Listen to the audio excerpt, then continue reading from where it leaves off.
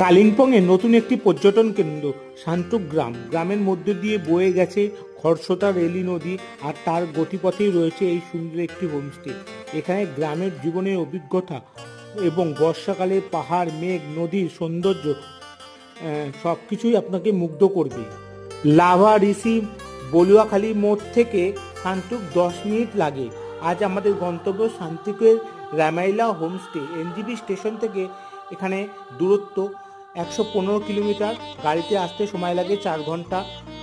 গাড়ি ভাড়া নেয় 4000 থেকে 4500। শেয়ার গাড়িতেও আপনারা আসতে পারেন। কালিম্পং থেকে আলমোড়া থেকে শান্তুক পর্যন্ত রিজার্ভ করেই আপনার আসতে লাগবে, আর আপনার রিজার্ভ লাগবে 500 থেকে 1000 টাকা মধ্যে। হলো কালিম্পংয়ের জনপ্রিয় জায়গার মধ্যে একটি। অপরন্ত প্রাকৃতিক সৌন্দর্যে ঘেরা এই শান্তুক গ্রাম, এখানে ঘরবাড়ির সংখ্যাটাও খুবই কম।